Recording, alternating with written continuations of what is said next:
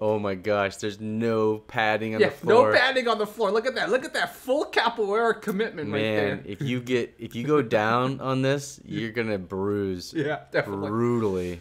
And you can tell the capoeira guy's not used to actually hitting the person. Yeah, he's like keeping his foot out there. Yeah.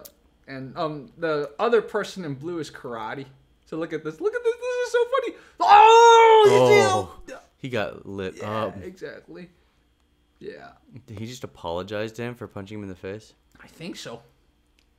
Man, you see this because if they're not trying to actually be jerks in capoeira jodes, they're not trying to knock each other out, right? So you notice the capoeira person is not striking at the person. Oh, he's not going full bore. Yeah. What's really wild is that like his timing is just too easy to sort of gauge. Yeah. And that's why Blue Pants is he can close the distance and clip him. Yeah. I mean, his hands are really low too. Yeah. So he's trying to do this boxing stance. Yeah. But his hands are so low. Yeah. And his stance is very wide. It's like a boxing stance mixed with karate, the karate person's. Capoeira guy is very trigger shy. Yeah. Like he really doesn't want to commit to the kick. Yeah, exactly. And like you said, Rob, part of it is they're on a gym floor. Yeah, no kidding. Like if you hit your head on that, you're gonna feel it. It doesn't even matter if you have those helmets on. I've hit my head before on a gym floor. Yeah. And I was, I had issues with my brain for years. So. Yeah, this guy's very concerned about getting hit in the face. Yeah. When I say hit this guy, I mean like white pants guy. Yeah. He's very concerned about getting hit in the face. I will say, capoeira person, his Jenga at least allows him to keep one hand up, which is better than a lot of the capoeira people we've looked at. A lot of times they're not shielding their face when they're doing the Jenga, but notice he's always shielding his face when he's Jengaing. This is a little bit more of a point karate sort of thing. Exactly. So capoeira guy's kind of looking to soften up the midsection a touch. Yep. Because that's where the points are coming in easily. Yeah, it looks like no leg kicks, huh? Yeah, I mean, they should have been going if they were allowed. Yeah. So I don't know what kind of karate this was, but it doesn't look like a type of karate that scores points for leg kicks. I don't know. Man, having those chairs there is so dangerous. Yeah, that too.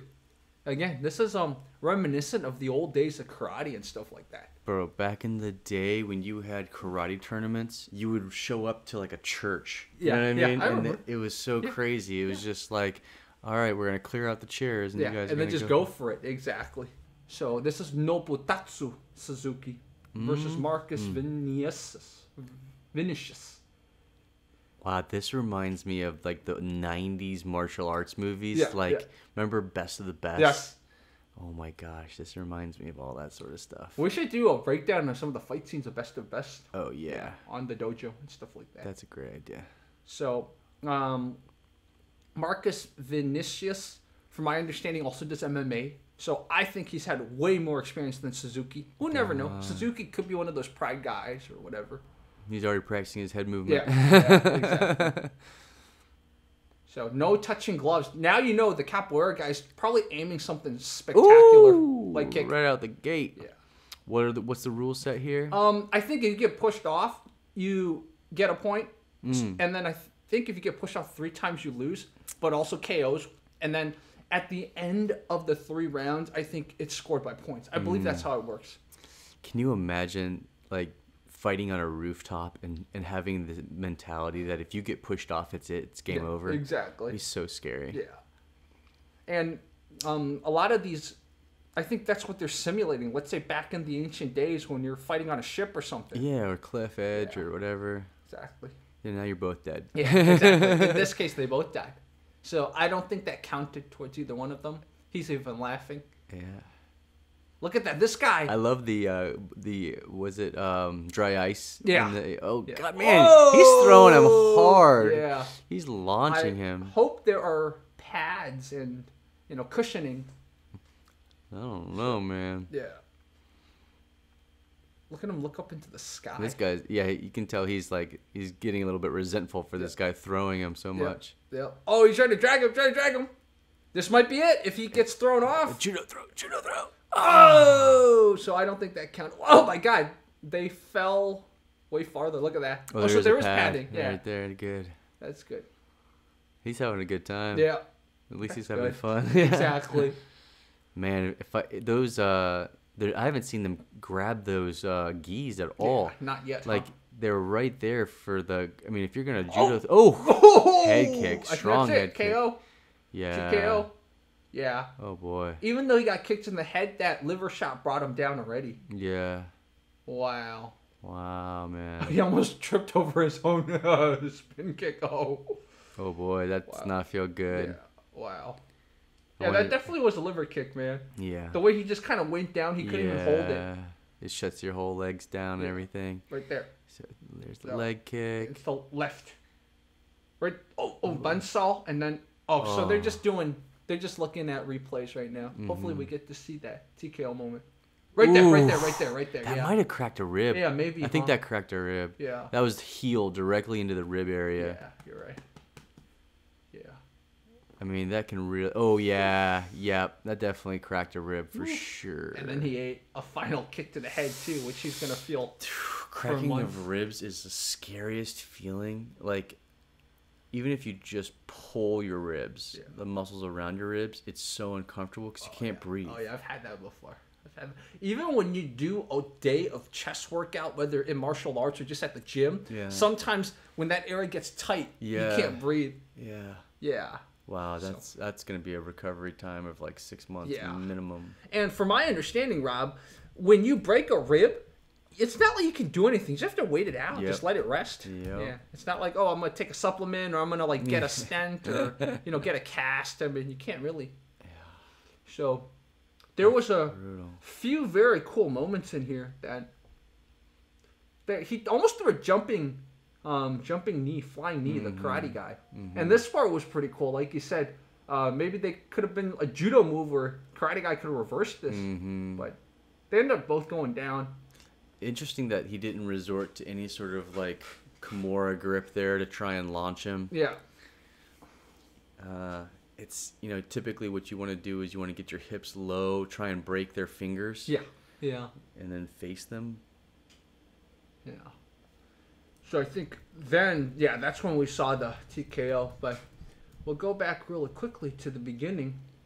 So what I really think is cool is that besides this, you notice when he was just practicing his head movement already, he went in, he didn't even touch gloves, which is really scary because Capoeira is a distance, right? It was like karate guy was in his kicking distance. I thought karate guy was going to get spin kicked to oblivion immediately, but the Capoeira guy kind of played it strategically. He was looking to push out of the cage the whole time. I mean, he was going for that teep kick the entire time. Yeah, exactly. And yeah, he's like really focused. Yeah. He's like praying this entire time. Yeah. And then he did get that calf kick. Yeah, exactly. So you can tell he's got MMA training because despite his capoeira movements, his fundamentals still has a lot of just traditional Muay Thai type of MMA striking. And he's comfortable with switching stances. Yeah. Like he's good at his feints with his hips are really good. Yeah, exactly. And I think some of the good stance switching probably does come from capoeira. Because usually Muay Thai, kickboxing, boxing, you do focus on one side is your power side. Might pull a switch kick every once in a while. Exactly. Oh, that great. That was actually really good usage of grabbing the lapel. Yeah, exactly. So that was the first time I think I noticed the lapel grab. Yeah. I mean, you could have like, you have no idea how easy it would be for them to just jump on there and throw a lapel choke. Yeah, exactly. I was thinking exactly the same thing as you mentioned that. Yeah. So right here is when he grabs the lapel right there. Oh, right there. Man. Yeah, it's like almost like hockey. Yeah. Like in hockey when they grab the jerseys and start hitting. Yeah. Yep. And then I think we saw the next exchange. Yeah, the next exchange was the karate guy tried a flying knee, and then this part, like you said, I think if karate guy even stuck with this turtle position, it would have been harder. But he tried to get roll up for a knee bar, maybe. Yeah. I mean, his leg is in between his two legs there. He could have rolled for the knee bar. He thought about going for Uchimata here, but it was not enough time for him apparently. Yeah. Yeah. And I think the thing about doing an Uchimata here is that you're probably going to land awkwardly too. Totally. So both of you are going to get hurt if you do an Uchimata. Go out of the ring as well, yeah. Yeah. So unfortunately, they just pulled each other out. So I just want to do this quick one with Rob because we saw two very interesting and different examples of capoeira. I mean, I wish this one had a little bit of padding on the floor. Yeah. So makes a big difference. Yeah. And obviously, I can tell this person is very talented in the Roda.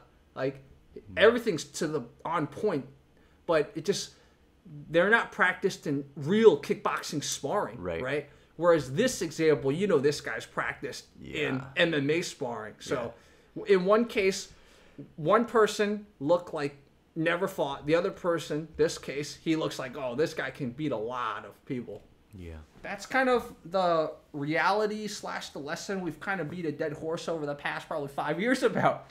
If you really want to fight, you probably should spar. Yeah. Like, really spar. You can't go into a fight and not be willing to throw with conviction. Yeah, yeah. You have to commit. Yeah. Like, if you're not willing to commit, then you're really just going to be leaving yourself open the entire time. Yeah, exactly. And that's one of the mentalities I had to understand the hard way, because there's a difference between getting into, like, a fight or it's just, like, an ego thing. I'm talking school, like a schoolyard ego fight versus like someone who really wants to fight you. There's a big difference. And I remember the first time I was actually thinking I was sparring this guy, but he thought it was a fight. And the way he hooked me, this was in 5th grade. I was fresh from China, so I didn't understand. Like, people in America, like, when they fight, they really fight for real sometimes. And he hooked me so hard in the face. I was like, whoa, you put all your power behind that. And even in a real fight in China, we would hold back a little bit sometimes just because it's like we understood. You thought it was going to be civil. Yeah, like, exactly. Nope. Yeah. That's what, what's interesting is that, like, rewatching this, the Brazilian is constantly, like, crossing himself, and you can definitely see that he's praying, like, basically the entire time. Yeah. So he's very much aware of how the dangerous situation that he's in, and how badly it could turn out for him. Yeah, yeah. And so he's, like, I think that sort of heightened alert is helpful in that he's willing to commit. Yeah, yeah. With full tenacity. Yeah, I agree. I mean, at the end of the day, in most fights, real fights, or these types of professional fights, you're going to get hits, right? Right. And if you accept it, you're probably going to fight better. Right. Yeah. So, what am I going to do once I get hit? Yeah, exactly. Exactly. Yeah. And that's one of the unfortunate parts about why fighters get brain damage. It's like, what can you do? If you're going to fight, you're probably going to get hit. It's not a beating. It's a fight, usually. Try and avoid getting hit at all as much as you possibly can. But then you have to train yourself for perseverance. Yeah.